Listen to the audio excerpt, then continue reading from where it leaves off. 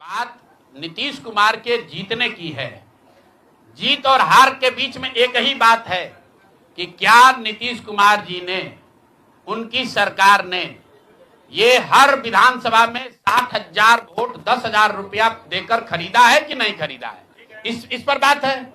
और मैं ये एक मिनट रुकिए, चुनाव से पहले ही कहा है और चुनाव के पहले ही की बात हो रही है। स्पष्ट आपको कहा कि नीतीश कुमार ने प्राइमा फेसी जो दिख रहा है कि सरकार ने 10,000 रुपया देकर वोट खरीदा है, लेकिन मेरे पास उसका कोई प्रमाण तो है नहीं। सरकार कह रही नहीं है तो सरकारी योजना के तहत दिए हैं।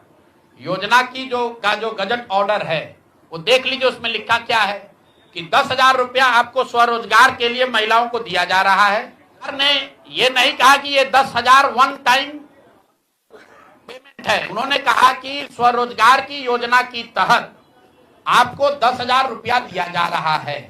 और अगर एडवांस पैसा, एडवांस, एक मिनट रुकिए, और 2 लाख रुपया अगर आप स्वरोजगार में का काम करेंगे, अगर आप अपने पैर पर खड़े होने की योजना करेंगे तो 6 महीना में आपको 2 लाख रुपया और दिया जाएगा। जितना बात को पकड़े हुए हैं और हम लोग बात से हटने वाले लोग नहीं हैं। हम नीतीश कुमार नहीं है जो सदन में खड़ा होकर कहेगा कि मिट्टी में मिल जाएंगे, भाजपा में नहीं जाएंगे। और उसी उनको महान पुरुष आप बता रहे हैं। सुनिए, हम अपनी बात पर कह रहे हैं।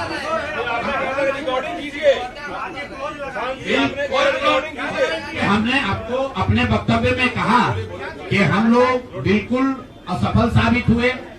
हमने जो बात यहाँ बिहार के लोगों को बताई वो लोगों को समझ में नहीं आया है, लोगों को स्वीकार्य नहीं है। हम अपनी गलती मान रहे हैं। बिल्कुल, हम भी सभी की बात नहीं कर रहे हैं।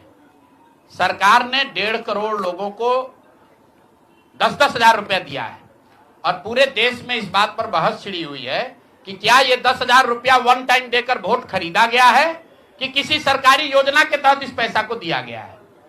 मैं ये कह रहा हूं कि मैं बिल्कुल ये मानने को तैयार हूं कि सरकार का ये एकाधिकार है, वो चाहे योजना शुरू कर सकती है। अंतिम साल में, अंतिम महीने में किया, उसमें कोई दिक्कत नहीं है, हम उस बात पर नहीं पड़ रहे हैं। इलेक्शन कमीशन ने चुनाव के दौरान ये पैसा बांटने दिया, ये उनकी गलती है, उस पर भी हम टीका टिप्पणी नहीं कर रहे हैं।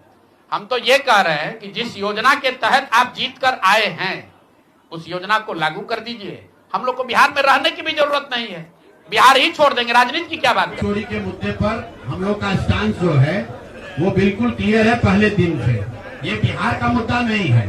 जो चुनाव की पूरी प्रक्रिया है उसमें वोटर लिस्ट बनने से लेकर आचार संहिता के अनुपालन का, वोटिंग के दिन के, जैसे यहाँ पर आप जीविका की दीदियों को बाकायदा आपने मोबिलाइजर बनाकर सरकारी व्यवस्था के तहत बूथ में बैठाया है।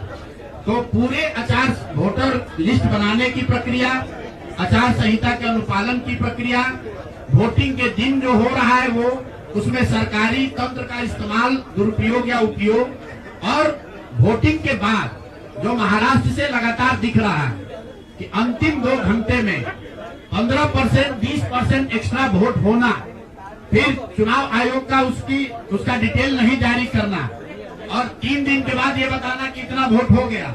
ये बड़े मुद्दे हैं। हम लोग बहुत छोटी पार्टी हैं, हम लोग को तो इतना नहीं ताकत है, लेकिन आपके माध्यम से मैं ये जरूर देश के विपक्ष को ये कहना चाहूंगा, इस पर गंभीरता से बात करने की और इसको जरूरत पड़े तो सुप्रीम कोर्ट में ले जाने की जरूरत है कि आज की तारीख में, आज की स्थिति में जो आचार संहिता पहले से बना हुआ है वो कितना कारगर है या नहीं कारगर है।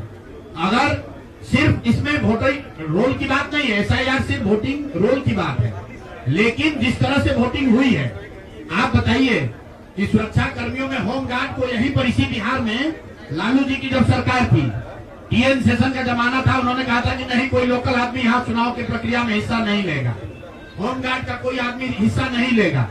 उसी बूथ पर आप आज के चुनाव आयोग ने उस जीविका दीदी को बैठाया है जिसको एक तरीके से सरकार ने कॉन्ट्रैक्ट दिया है कि आपको इतने लोगों को वोट दिलवाना है। मैं आपको एक उदाहरण देता हूँ।